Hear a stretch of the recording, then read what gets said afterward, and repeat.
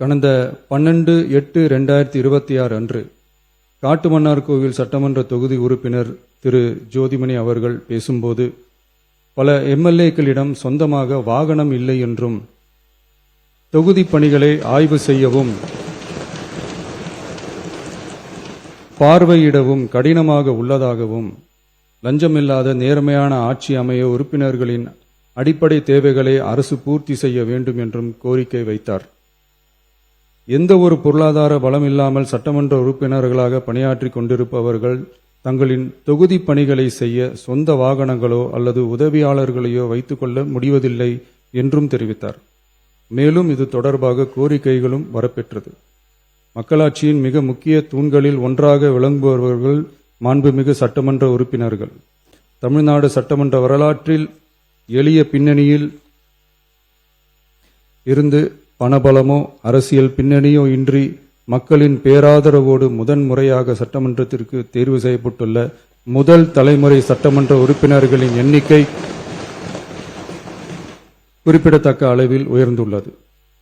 29/3/2026 அன்று நடைபெற்ற தமிழக வெற்றிக் கழக வேட்பாளர் அறிமுக கூட்டத்தில் நேர்மையாகவும் வெளிப்படைத்தன்மையுடனும் மக்கள் பணி செய்து ஊழலற்ற லஞ்ச லாவண்யமற்ற நிர்வாகத்தை மேற்கொள்வது என அனைத்து வேட்பாளர்களும் எடுத்துக்கொண்ட உறுதிமொழிக்கு ஏற்ப அதே பாதையில் தேர்ந்தெடுக்கப்பட்ட சட்டமன்ற உறுப்பினர்களும் செயல்பட்டு வருகின்றனர்.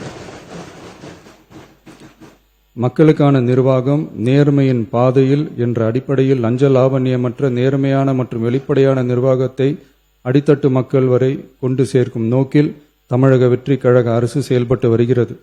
தங்களது தொகுதி மக்களின் குறைகளை கேட்டறியவும் அரசு திட்டங்கள் மக்களை சென்றடைவதை கண்காணிக்கவும் தங்களின் தொகுதி முழுவதும் தொடர் பயணங்களை சட்டமன்ற உறுப்பினர்கள் மேற்கொள்ள வேண்டியுள்ளது. பொருளாதார பலம் இல்லாமல் சட்டமன்ற உறுப்பினர்களாக பணியாற்றும் மற்றும் முதலாக சட்டமன்ற உறுப்பினர்களாக தேர்வு செய்யப்பட்ட உறுப்பினர்கள் தங்களது மக்கள் பணியை தோய்வின்றி தொடர்வதற்கும் அவர்கள் தங்களின் தொகுதி பணிகளை திறம்பட மேற்கொள்வதற்கு வசதியாக அனைத்து சட்டமன்ற உறுப்பினர்களுக்கும் அரசு சார்பில் வாகனம் வழங்கப்படும் என்பதை மகிழ்ச்சியோடு தெரிவித்துக் கொள்கிறேன்.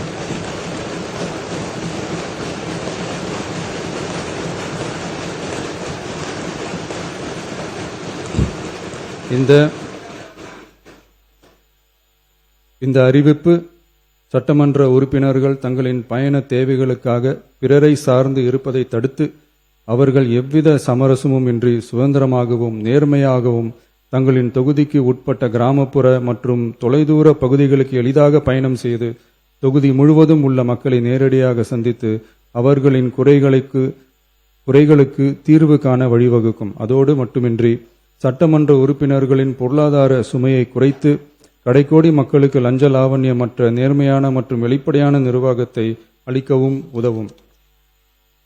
மேலும் சட்டமன்ற உறுப்பினர்கள் தங்களது தொகுதி சார்ந்த பல்வேறு பணிகளை மேற்கொள்ள ஏதுவாக சட்டமன்ற உறுப்பினர்கள் ஒரு உதவியாளரை நியமித்துக் கொள்வது அவசியம் என கருதப்படுகிறது.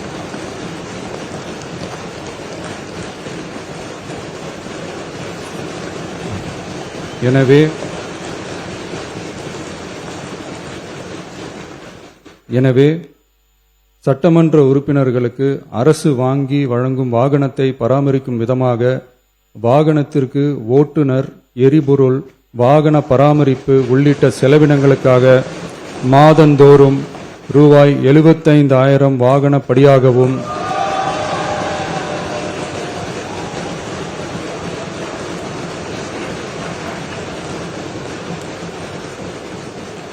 அலுவலக பணிகளில் உதவி செய்ய ஓர் உதவியாளரை நியமித்துக் கொள்ள மாதந்தோறும் ரூபாய் 25,000 உதவியாளர் படியாகவும்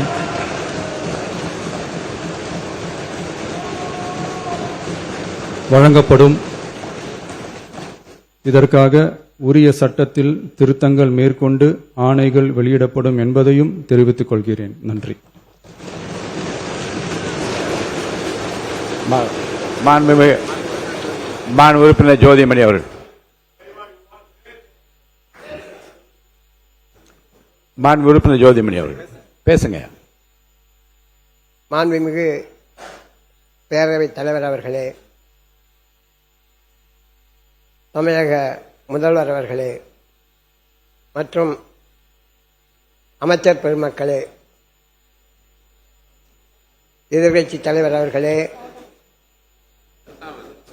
மற்றும் சட்டமன்ற உறுப்பினர்களே, உங்கள் அனைவருக்கும் ஐயா தென்னாட்டு அம்பேத்கர் இளைய பெருமாள் நல்லாசியுடன் அண்ணன் தொல் திருமாவளவன் அவர்களின் ஆசீர்வாதத்துடன் என்னுடைய கன்னி பேச்சில் நான் வைத்த கோரிக்கையை ஏற்று அனைத்து சட்டமன்ற உறுப்பினர்கள் என்ற கோரிக்கையின் அடிப்படையில் நான் எனக்காக கேட்கவில்லை, இருந்தாலும் வருகின்ற சட்டமன்றத்தில் இருக்கின்ற அனைத்து உறுப்பினர்களும் இதை பயன்படுவார்கள் என்ற பரந்த மனப்பான்மையோடு நான் கேட்டதை நிறைவேற்றி தந்த ஐயா முதல்வர் அவர்களுக்கும் பேரவை தலைவர் அவர்களுக்கும் மற்றும் உறுப்பினர்களுக்கும் என் மனமார்ந்த நன்றியை தெரிவித்துக் கொள்கிறேன். நன்றி, வணக்கம்.